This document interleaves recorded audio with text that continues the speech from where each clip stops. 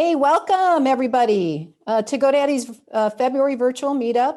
Great to have you with us.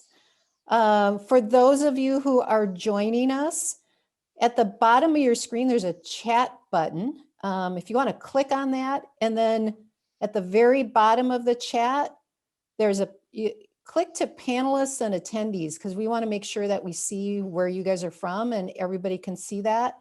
And thanks, Tyler, for chiming in. I'm Rachel McCool. We're going to get started here in a minute, but before we get started, I'd love to see, first of all, there's a poll that just popped up for you guys to take. Would love to see what your search engine is that you prefer. And then also would really like it if you guys told us where you're from, where you're joining us from. And let's see, we've got people already. Lisa's from Florida. Lisa, you probably have really good weather in comparison to other people in the country. We've got somebody from Brooklyn, New York, San Francisco, Annapolis, wow, Richmond, Virginia, Anchorage, Alaska. I've been there many times. So welcome everybody. Super happy to see you. Again, I'm Rachel McCool. We're going to get started here in a minute. And for those of you who are not on the chat yet, there's a chat button at the very bottom of your screen. And at the bottom of your chat screen, if you would change that to panelists and attendees, a lot of you are on just panelists right now, I'm seeing. And if you change it to panelists and attendees, then everybody else can see where you're from, because there's people here from all over, which is so awesome. Thank you for sharing. We got Seattle, Rich is from Modesto, in California, Las Vegas, Alabama, Charlotte, North Carolina. Hey, shout out to all of you guys. Super excited to have you here with us. And we're going to get started here in a minute, but we just wanted to give you guys a chance to take the poll that's on the screen in front of you, because we're really curious about which search engine that you mostly use. Shout out to Chicago, and we've got somebody here from, Linda's from South Carolina. And again, for those of you who are joining, because I know we have people that are still joining, a lot of you are in the chat already, which is super awesome. But at the very bottom of the chat, there is a button that you can change that says panelists and attendees. I'd love for you to change to that so that everybody who's on the call with us today can see what's going on in the chat. And I will keep reminding you of that, so bear with me on that. So let's get started. Yay. I'm super happy to be here with you. My name's Rachel McCool, and I am one of the community managers here at GoDaddy. Been with the company for over 5 years and manage our community, which we're going to tell you a little bit about in a minute, and some community programs like these virtual meetups that we do. And I live in the San Francisco Bay Area, and I have to tell you, I feel a little guilty. I know many of you across the country are experiencing some really horrible weather conditions, and we actually have a kind of a nice day here today. So I feel really lucky. So welcome. And our goal of these meetups is to bring you guys great topics and presenters with practical information that you can use for your business. And today we're going to talk to you about learning how to do technical SEO for your business. And we have had a ton of interest in this topic, as it can be confusing and challenging. And our presenter, Brett Farmelo, is going to help define really what is technical SEO and what you need to do to ensure your website gets visibility through search engines. So that's a really big topic. We know, again, a lot of you are super interested in hearing what Brett has to say, and he has a lot of great information. So before he gets started, I want to make sure that you all know about our community. We do have a community, a lot of activity in there, a lot of information. You can go to godaddy.com/community, and we'll put that in the chat for you. And it's a really great place to meet people and to share experiences and get help. And we also have a group on LinkedIn. Many of you may not know about it. It's called GoDaddy Community. And it's, again, a great place for you. If you're on LinkedIn, connect, you can share tips, ideas, update on how you're doing. And we'll also going to add that to the chat. I am joined today with my co-host Jesse Wilson, and he's going to introduce himself in a minute, and then he's going to cover some housekeeping tips. But before that, I also want to introduce Andy Ward, who's with us, or Juan, sorry, who's here with us too. And Andy, just wanted to say hi really quick.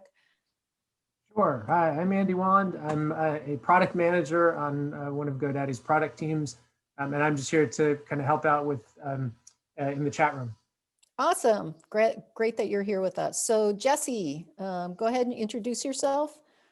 Okay. Hey, I'm Jesse Wilson. I am a community manager here at GoDaddy, along with Rachel. I've been with GoDaddy since 2009, and most of the time that I've been with the company has been with helping customers. So either on the phone or an email, or was helped out in social media a lot. Now I'm in with our community programs. So really glad, really great to see everybody that's coming in and where you're all from. So if you happen to have ever had a connection with me at some point, please let me know. That would be awesome to know that. So, but anyway, just a few, as Rachel said, there's a few things to go over. One of those is the chat that Rachel's already brought up, just to let you know, and especially those if you've joined and not sure, there's several buttons at the bottom of your Zoom window. There's one for chat. If you click on that, it'll open the chat window. If you are full screen, it'll pop up as its own window, but usually it's over to the side. And you can use that to ask questions, talk to other people that are here, let us know who you are, share your business tips, things like that. And just feel free to use that for that purpose. We also have another button. There's a Q&A button, and that's going to be super important for later in the event. We'll have Rachel and Brett will answer questions about his presentation and things like that. So please use that if you have any questions during the meetup. That's where we will focus on answering questions. You also have the ability to comment on other people's questions or vote them up. So if somebody's already asked the question that you want to know about, go ahead and vote that thing up so that we'll see that one first. And so, like I said, just enjoy being here in the chat, get to know each other if you can, and thanks for coming. Yeah. Hey, thanks, Jesse. Again, a couple of things for those of you guys in the chat, and there's a lot of you, which is really, really awesome.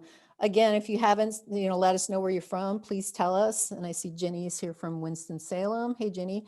But at the very bottom of the screen, a lot of you guys are just panelists. So if you can change that to panelists and attendees so that everybody can see what you're putting in the chat, that would be really, really helpful, because some of you guys may put questions in there, or we may be sharing some stuff, and I just want to make sure everybody sees all of that.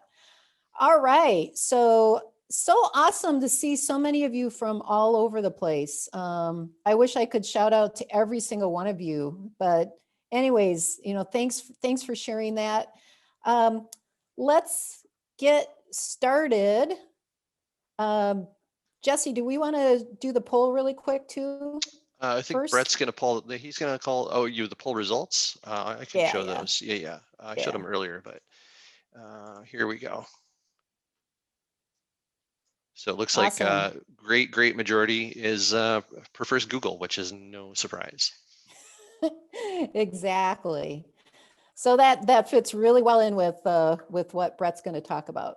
So I'm really happy to have Brett Farmelo here with us today as our presenter. I've known Brett for a short time, but like me, I'm sure you're going to find him super genuine, very smart, knowledgeable on this topic. And I think he's going to be really incredibly helpful to you. So today he's going to present for around 30 minutes, and then we're going to take some questions from you. So Brett, please go ahead and get started. Kick us off. All right, sounds good. And shout out to my mom in the chat as well. Oh yeah, hey mom. Nice. So I'm sharing my screen. Hopefully everyone is able to see it. I'm talking about tech SEO and kind of just the DIY tips that you can apply to your small business. So I'm going to jam through because there's quite a bit of information that I've got in here in terms of what we're doing today. First off, having fun. I think that's really important to do from home. I'm going to talk about what is tech SEO or technical SEO, why it matters to small businesses, Going to jam through some terminologies and some important areas of focus so that we've got some clarity on that. And then everyone's walking away with a checklist, some homework to do for their own small business sites. So that's what we're up to. As Rachel mentioned, I am Brett Farmelo. This is an old headshot of me. Now I am bearded and pandemic driven here. So I am a CEO of a marketing agency, also an SEO guy, and a dad of 3, driving a minivan around here in Scottsdale, AZ.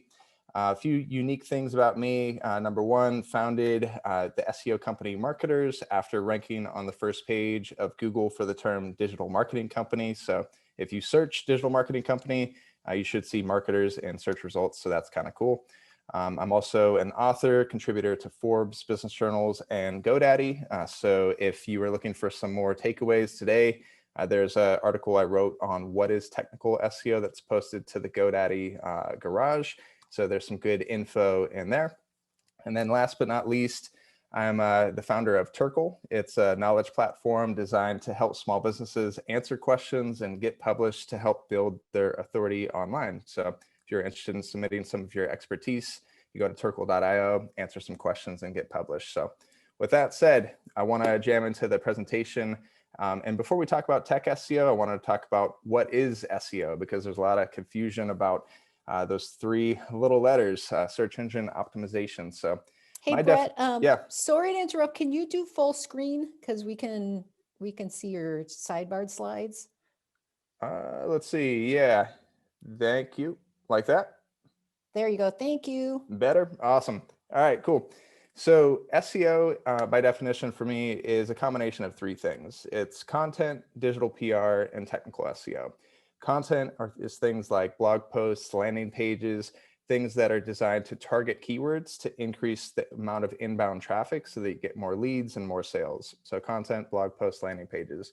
Digital PR is increasing your authority online so that your content can outrank competitors. And then technical SEO helps search engines understand and index the content that's on your website. And so that's kind of how all 3 work together. So now you can break down this big, scary term of SEO and have content, digital PR, and technical SEO. So we're going to focus for the most part on the latter end today. So if you think about why technical SEO, why it's important, why does it matter to a small business? The short answer is this graph. And this graph to me is so painful to look at, because you could just see this nice increase here, and you can imagine a small business putting in the effort and the investment to see this increase. And now you're starting to see some success, and you're starting to see some increase of traffic, increase of phone calls. And then one day you just drop off the cliff and there's no activity. I've seen this happen way too many times.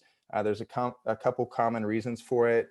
Most common is that mistakenly, when you're doing a website refresh or you're launching a new website, there's a little box in WordPress that discourages search engines from indexing and crawling your website. And I've seen that way too often, that little checkbox is left checked, and that's where you see that drop.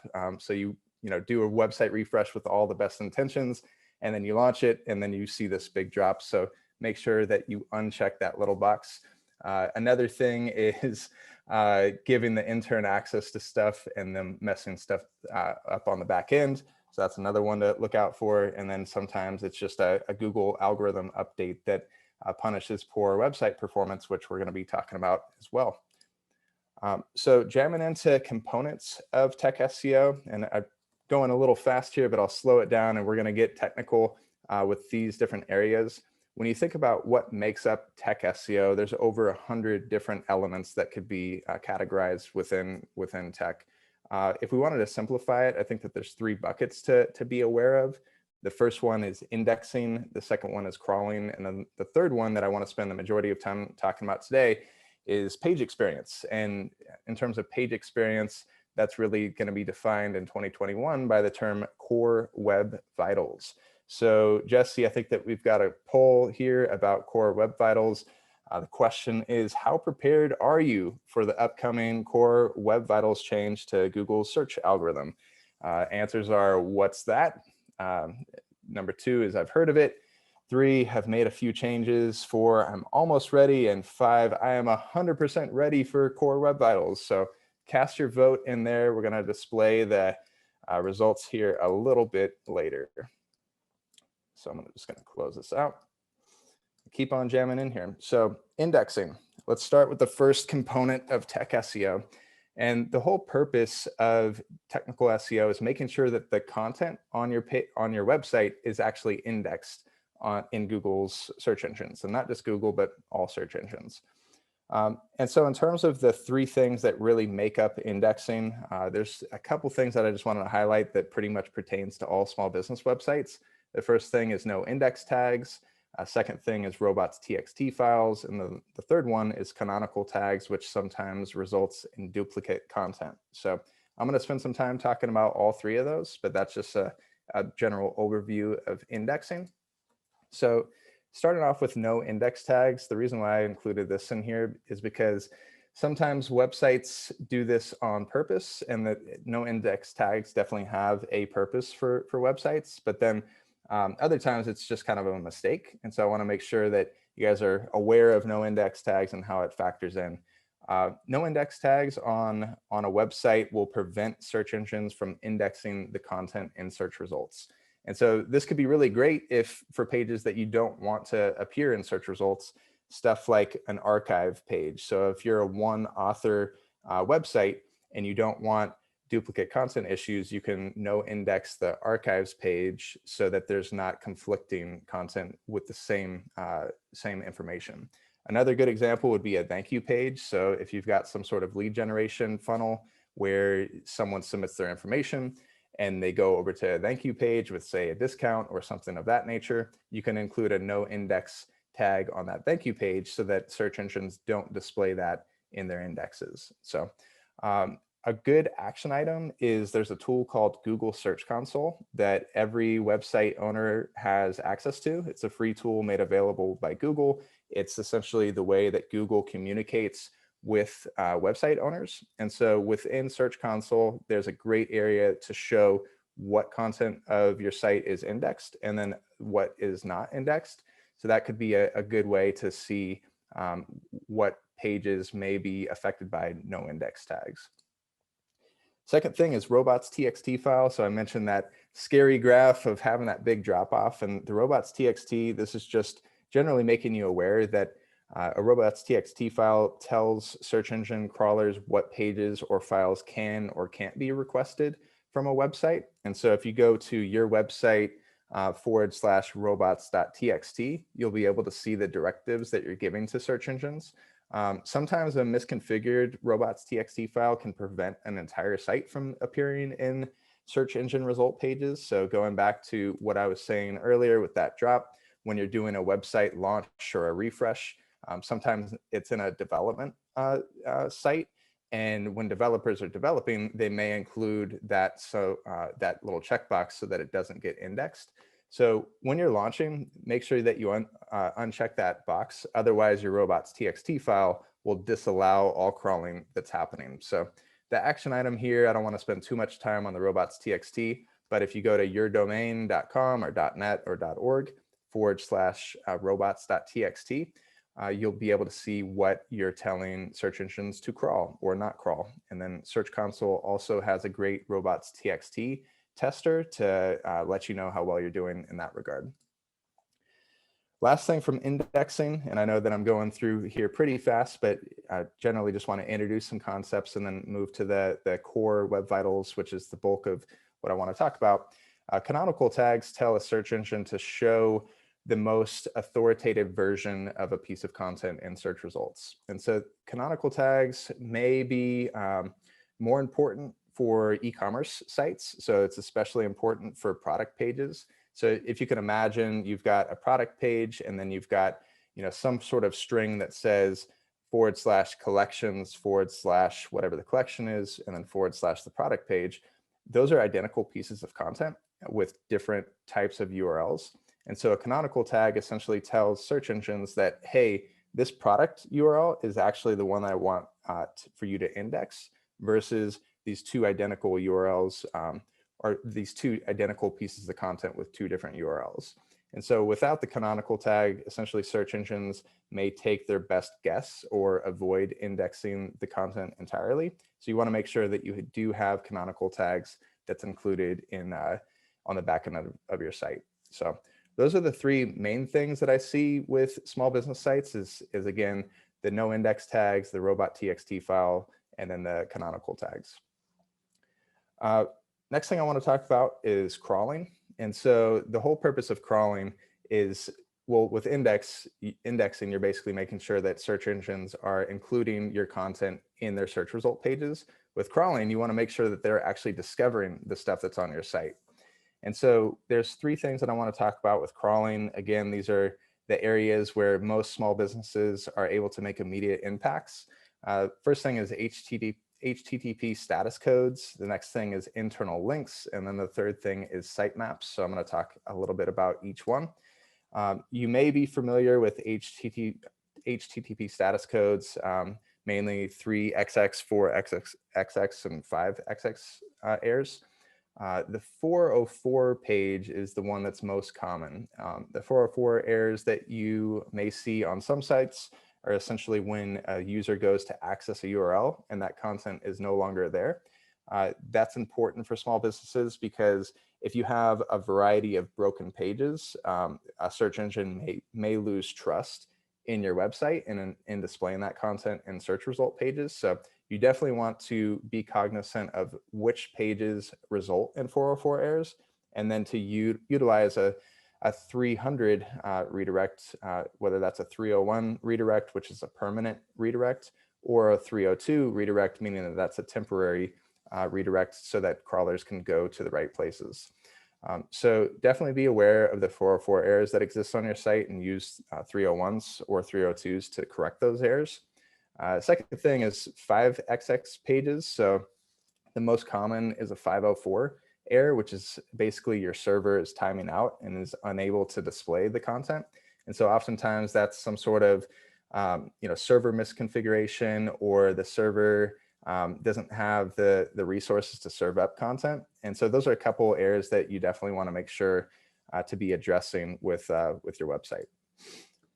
Second thing, internal link structure. So you want to make sure that you have the ability for crawlers to go to your website and then utilize the navigation and some of the internal links that exist to discover all the pieces of content that's on your site. And so when you think about SEO, you think mainly, the word backlinks are something that gets thrown out quite often. And there's all of this like strategy and thoughts about how do I develop backlinks to my site? How do I get one website to link to another? And the reality is that you've got a great asset with your own website to increase the amount of links to the different pieces of content that you want to rank. So I wouldn't say go overboard with an internal linking strategy where you're linking to one blog post and making that the priority page, but you want to have a very clean navigational structure to make sure that crawlers can then discover things through linking. And not just crawlers, but also your customers and the website visitors that you have. You want to make sure that people can easily access the most important information on your site. And so a couple tips on this is, first off, just create a lot of great content for your site. The more pages that exist on your site, the more internal linking opportunities that may exist. So that would be tip one. And then tip two is just utilizing anchor text and linking naturally to pieces of content on your site. A really good example would be if you are developing a blog post and you're talking about a certain topic, and then within that content, there's an opportunity to cross-link over to an existing blog post or landing page. You want to make sure that you're utilizing anchor text within that internal linking to best describe the end result of that content. So just using our own website, if we're an SEO company and we're talking about technical SEO and then talking about internal linking structures, we could talk about a blog about tech SEO and then link to the internal linking page with the anchor text internal linking structure or whatever that may be. So you want to be descriptive in the way that you do link, but you also want to make sure that you link naturally so that crawlers can then best categorize and understand the content that's on your site. Last thing from a crawling perspective is sitemaps. So I'm a big road trip guy, and in order to get to certain destination, it helps to have directions. And that's essentially what a sitemap is. It's you're giving directions to a search engine to help discover the pieces of content on your site. Submitting sitemaps and creating sitemaps is relatively easy now. There's a lot of tools out there to do it. Once you create a sitemap, you'll want to submit that to Google Search Console and then consider including it in the robots.txt file. And basically what that's going to do, it's going to help search engines not only discover the existing pieces of content on the site, but it's also going to be the quickest way to notify them of new additions to the site. So if you don't have a sitemap created and submitted to Search Console, then that's definitely the one, probably the top of the list to do today if you're listening in. All right, page experience. This is the last piece that I want to talk about tech SEO, and this is where I wanted to spend the majority of time today. So what is page experience? And this is where things are getting interesting in 2021 from an SEO perspective, because Google has now quantified page experience by the term core web vitals.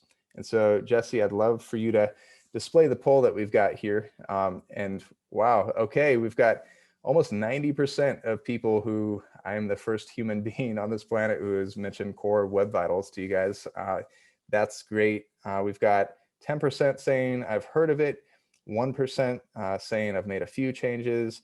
We've got 1% saying I'm almost ready. And then we've got one person out there that says they're 100% ready. So that's awesome. So I'm going to dive into this a little bit, and it's really, really cool and interesting to me because it gets back to this question of how do you quantify page experience? And you could go to a website now, and you know, based on certain things, whether or not that website has a good page experience or not.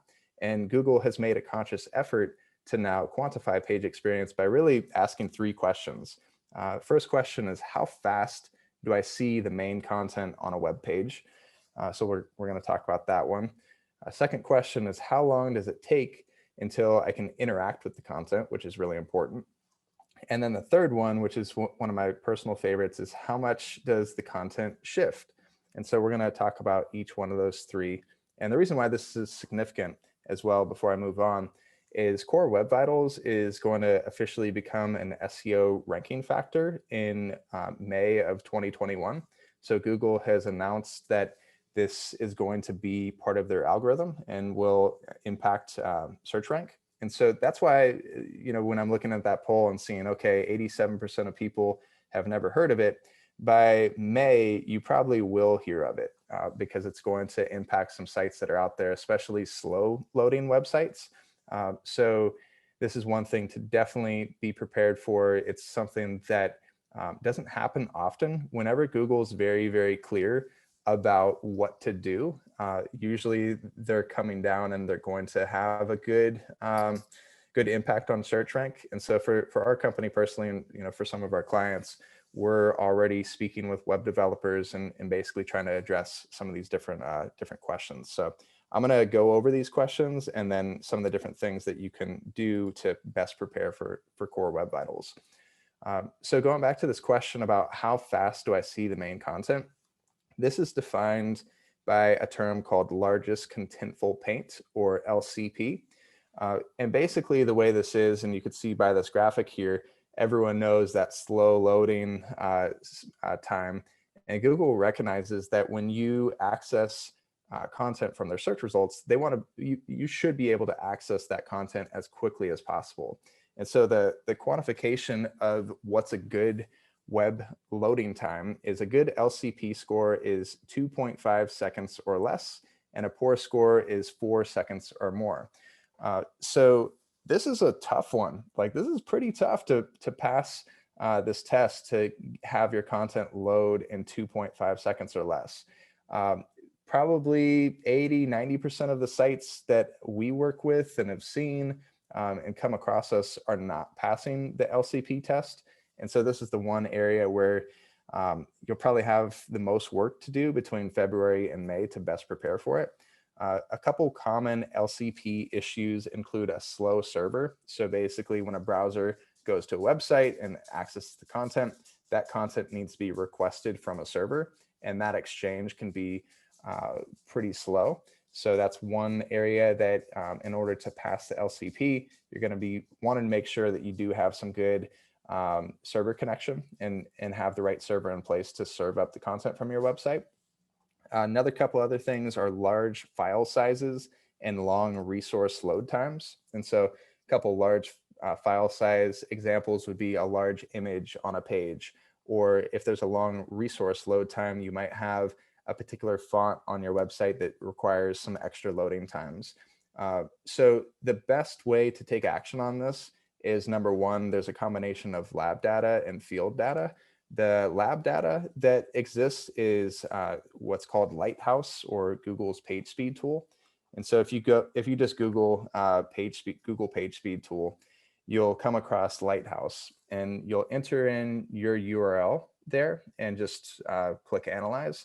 And then within that, you'll be able to see whether or not your website is actually passing the LCP score and how long it's actually taken on mobile devices and desktop devices to pass.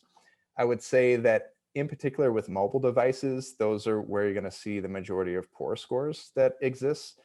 Desktop, it's a little easier to pass, but since Google is a mobile first indexing, you're going to want to make sure that it's passing for mobile as well. So definitely go to Google's page speed tool today, type in your URL and see if you're actually passing the LCP scores. Another way to get more reliable data is to go to Google Search Console, and you're actually able to see what Google is telling you in regards to whether or not your website is passing. And so based on whatever you're finding from those tests, you're going to want to make sure to make some adjustments before May. Otherwise, you're kind of running the risk that you won't be as well optimized as possible for search. So that's a big one there. The other couple ones don't pertain that much to the majority of websites as much as loading times do, but first input delay, or FID, really answers this question of how long does it take until I can interact with the content. So this graphic kind of describes this here. Basically, you go to websites and can you click sign in and actually be able to sign in, or does it require additional loading? Or can you click on the buy now button and actually be able to buy something? And so Google recognizes that page experience, a portion of that needs to revolve around interaction.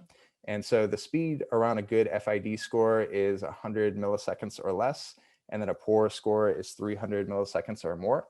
A couple things that can weigh down FID is just heavy JavaScript execution or third-party scripts. So a third-party script is something that you would embed on your website and may affect the loading times and may affect essentially the user's ability to actually interact with the content.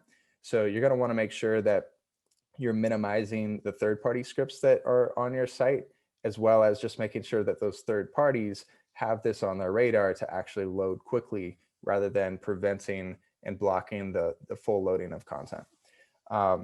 There's no real field data or lab data to analyze FID. The best way to analyze this is to use Chrome developer tools to identify any kind of long tasks, which Chrome developer tools does signify. So this is one that I would just say, hey, take this to your web developer, say that first input delay or FID is part of the core Web Vitals equation, and to use Chrome developer tools to help identify those long tasks to shorten that up so that you're able to pass this in that regard. Last one is cumulative layout shift, or CLS, which is measuring how much does the content shift.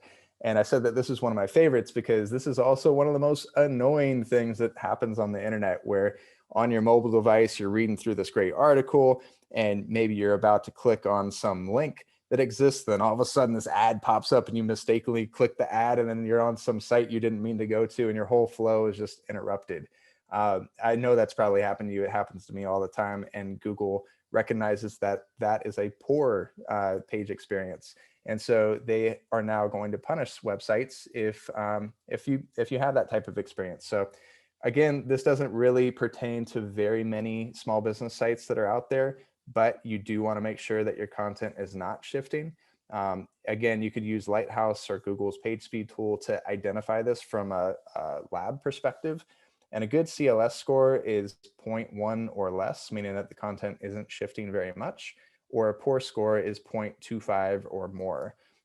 So if you do serve ads on your site, then you want to be able to specify the image and embed dimensions. And even if you don't serve ads on your site, if you do have some sort of content that shifts, you're going to want to make sure that you're assigning some sort of static space, especially like for pop-ups and things of that nature, to make sure that your content isn't shifting too much and really alienating a lot of the users who are out there. So that's pretty much all I got to say about CLS and layout shift. And it's quite a bit of stuff. Like that's actually a ton of stuff I just threw out at you guys very quickly. I've got a good checklist here, but just to recap about Core Web Vitals, again, that's going to be a ranking algorithm or a factor in Google's algorithm come May of 2021.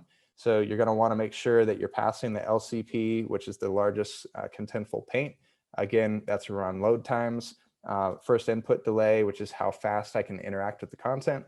And then the third thing was cumulative layout shift, or CLS, which is how much is your content actually shifting. So I've got a Q&A queued up for later in terms of how a couple other steps on how you could best prepare, but just wanted to introduce that concept so that the 87% of you who have never heard of Core Web Vitals now know about that. So hopefully that was helpful. All right, last portion before we get to Q&A is just a quick checklist. So walking away with some actionable steps to do today. We've got just some homework here of the majority of people and their technical SEO checklist should include these general things. Again, this is available in an article format on GoDaddy's Garage. If you just type in what is technical SEO to search GoDaddy's site, you should be able to pull up this article here. First step is getting Google Search Console. I can't stress that enough that, again, Google Search Console is a free tool that allows you to communicate with Google and for Google to communicate with you so that you can identify any kind of issues that might be plaguing your site. So definitely sign up for that today. That's a great way to get started. Another thing is installing an SSL certificate to make sure that your website is HTTPS secure. And so that basically just helps secure your website to protect customer information and things of that nature. So SSL is something that Google recommended all sites have, I think started in like 2014. So 7 years later, here we are. So if you don't have an SSL certificate, that would be a checklist item for you as well. I've talked pretty extensively about the robots.txt file. I speak of it because it comes from a point of pain and seeing a website drop off. So if you do, one other thing from this checklist, it's just go into your domain / robots.txt just to make sure that search engines can actually or allowed to crawl your site. Building and submitting a sitemap, again, for the road trippers out there like me, those are just the directions that you're giving crawlers to help discover the content that's on your website. Another really easy win is using WebP images, which is just a next-gen image format that's a little lighter to load. And so if you're using JPEG images or PNG images that are out there, you should consider converting those over to WebP images, and that's just going to improve the loading page or loading time of your site and improve that page experience that we're talking about with Core Web Vitals. Fixing 404 errors. So again, if you sign up for Google Search Console, they will communicate to you which pages are broken that need to be addressed. And so identifying those 404 errors and then implementing a redirect, a 301 to redirect or a 302 redirect is going to help correct those issues.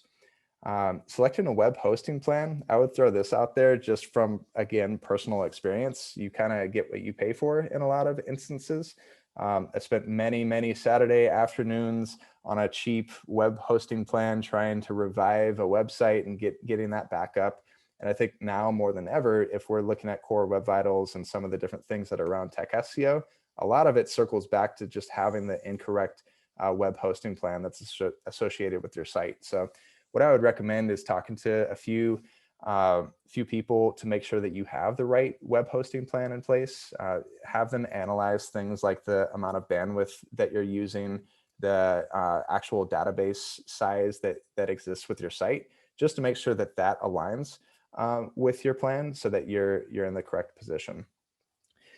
We didn't talk a lot about this next bullet point in terms of optimizing a homepage title tag, but again, that's really an easy win that you could go after. So if you go to your website and you hover over the little browser tab, and your browser will display whatever that page title tag is, just make sure it doesn't say the word home, like home and then your company name. If it does, then what you could do is get more descriptive and change the word home to something that best describes your products or services. So for us, if you go to marketers.com and hover over our little thing, it doesn't say the word home, it says digital marketing company for small businesses. And that's the descriptor that helps crawlers and search engines best understand what the content of that main page is. And so for a lot of small businesses who are out there, the homepage is the best opportunity to actually rank for a keyword. And so you want to make sure to include your best keyword in the homepage title tag. So that's one to definitely take a look at. Implementing website security. So man, 2021 cybersecurity attacks seem to be on the rise, and it sucks to get your website hacked. And so there's a couple different website security initiatives that you could take. Again, when you're talking to your web hosting specialist about what kind of plan you're on, you could also just do a website security check to see how well optimized you are from a security standpoint. I would also recommend potentially having like some prohibitive sign-in features so that you're not easily able to just guess a password and get access to the backend of your site. So I would just keep that at the forefront, because especially in these first 2 months of 2021, there's been a lot of sites that we've seen extreme bot behavior on in terms of people trying to hack into sites. So just make sure that you have the right security measures in place for that. Last one here is leverage browser caching. And so that's again, a very easy feature to activate. And what that does, it will help increase your page speed time, because basically instead of when a user is trying to access information on your site, rather than going to the server every time for that information, browser caching will enable that information to be served within a browser if it's been accessed before. So that'll help speed up the site. Again, there's a lot of different plugins out there that enable browser caching to take place, and that's a really easy way to speed up your site. And then the last thing is just passing those core web vitals by May. Jumping into the Q&A, I've got, going back to the core web vitals, I've got 2 questions here, and then we'll open it up. First question is, how can I best prepare for Google's core web vitals update in May? We've talked a lot about that in this presentation, and I want to give you some more action items here. First thing that I said was check that field data in Search Console, because Google will tell you if you're not passing and which pages in particular are not passing. So that's a really good place to start. Again, I told you guys that go to Lighthouse, or Google's page speed tool, and type in your URL, check the lab data, and see if you are passing around LCP or around the CLS scores. And the bottom line is that this is a really complex technical issue. So I would consult with a web developer and consult with many web developers on this, because I don't think that many small business owners are out there and they're going to be able to be technical enough to speed up their site to a point where they're passing the core web vitals. And so for us personally, with our site, we spent probably 6 months trying to speed up our site in-house and doing everything that we could, until we eventually just said, you know what, we're just going to hire a web developer who is really well versed in this. And right now, I think that they're on a 4-week timeline to refresh our site so that it gets speedy and can pass the updates by May. So if SEO is something that you're prioritizing in your business, I can't stress that enough, to just consult with a web developer and look at this as possibly a once in every 5 years type of investment in your site. But if you're ever going to do some sort of investment in a website, the time would be now. Last question here before we'll open it up is just, what are some free tools that I can use to improve technical SEO?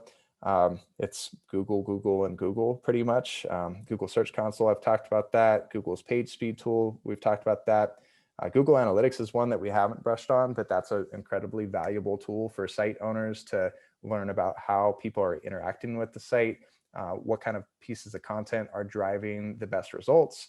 Is your site even converting or not? So definitely sign up for Google's free Google Analytics tool and start to get some insights that can help shape your content creation efforts and some of the other decisions that you're making as a business owner. If you're looking for a specific SEO audit tool, we've got a free one on marketers.com where you're able to input any URL and you'll get some actionable insights in a free report that allows you to, and a score to help you improve your SEO efforts for a home page or any page on your site. And then for the people who are a little more advanced, there's probably their favorite tool is Screaming Frog. And if you download Screaming Frog and type in your URL, you'll get some way more specific technical SEO recommendations to improve your site. So with that said, man, I've been talking a lot. Hopefully you guys enjoyed that. But Rachel, I'll kick it back over to you and we could hop into Q&A. Yeah, wow. So lots of activity in the chat. We understand that a lot of this is complicated and potentially confusing. And it sounds like many of you who are on with us today are at different levels of understanding. So first and foremost, we will be sharing the recording, the presentation. There are a ton of questions. Some of the questions are about all of the content that Brett has just gone over. Some of the questions are GoDaddy related. And what I would suggest to all of you is that if you really need more help, call into our care, because they will be able to help you on like kind of where you're at with your website and maybe give you some suggestions on some things that you can do in connection with all of what Brett has just covered. The other thing that I was gonna say is we've got a ton of questions. We don't have a ton of time to cover off. In our community that we shared, which is godaddy.com/community, what we're probably going to do is take a bunch of the questions that we're not going to get to today, and we'll go in there and we'll provide some answers, and then we'll provide the link to you and how to get to there and being able to like look down through things. So don't feel panicked if you don't get your question answered today. Again, like, if I was you, because I am one of those people also that's not super technical, listen to Brett's recording, slow it down when you get it, kind of walk through the checklist that he suggested, because I think that's a really, really helpful checklist. Also, those last two questions he just covered off, I think are really important and helpful as well. So don't panic. There is time. You know, he mentioned the change in May, so there's still a couple of months. And the other thing is, you know, Brett, I don't know if you want to pop up the slide at the end and how to contact you as well. Feel free to ping Brett and his team, you know, if you want to get some help from them. There's a lot of other really good developers out there in the GoDaddy community that would probably be more than willing to help you and look at your site. And, you know, sometimes it may cost you a little bit of money, but I got to tell you, this is your livelihood and you want traffic coming to your site. You want to make sure your site is set up well so that people can find you and actually buy from you, whether it's a service or a product. So that said, let's take a few questions, and there's a ton of them. The other thing, if you click on the Q&A area at the bottom of your screen, you can see there's a bunch of questions. And at the top, it says open and answered. So Jesse and Andy Wan, who's on with us, those guys have already answered some questions there. So refer over to those. We'll be as well providing the questions that have been asked and answered in our community. And again, the other thing I want to tell you, give us a couple of days to get the recording all set, the presentation. It may not be until early next week that we can actually get questions up and ready. And the one other thing I will tell you is that obviously this topic has a ton of interest, and we can look at doing something more with this between now and May. So stay tuned for that. Yeah. All right, so I'm going to Can I just, just add one quick thing as well? yeah, go ahead. Because I may have just freaked everyone out. So hopefully, if that's you and you're looking at May and you're like, oh man, how are we going to do all this? I would just throw out one caveat with the Core Web Vitals update, which is that Google is still figuring it out. This is their best effort at trying to quantify page experience, but they're not still 100% confident that this is the best way to do it. So this is a starting point, and I wouldn't just be like losing sleep over, May 1st or whenever this gets implemented and saying you're just going to fall off a cliff. Like, I think that's going to be it's going to be included in 200 other ranking factors in their algorithm as well. So I wouldn't just like lose sleep and say I have to get this finished by May. I think it's best to just start thinking about it so that you can move in that direction. So just to try to calm some nerves. Yes, that's good. Yeah. And again, for those of you who are really technical, this may be like, oh, this is good. I should do this, this, and this. But for a lot of other people, which is like me, most of us, yes, we don't want to have you guys lose any sleep over all of this. Hey, so Brett, like one question that Beth had asked was, what box do we have to uncheck to keep the numbers from falling? And you had mentioned at the beginning of the presentation about a box. Yeah, so if you're on WordPress, there's a box that discourages search engines from indexing your website. And so I think that's available in WordPress under settings. And I think it's under settings general. And if you just look in there, just make sure that it's unchecked so that search engines can index the content that's on your site. Okay, awesome. Hey, Patty had asked, what max image size to be kept within Core Web Vital standards? Yeah, I'm not too sure. I mean, the dimensions on images should vary a little bit depending on the website and the theme and some of the display elements. Basically, you want to make sure that you're passing the LCP scores.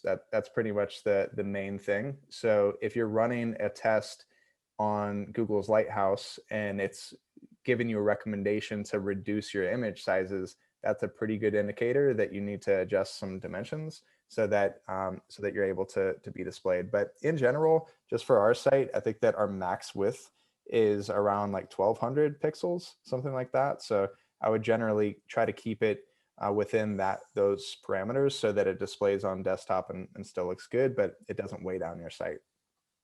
Awesome.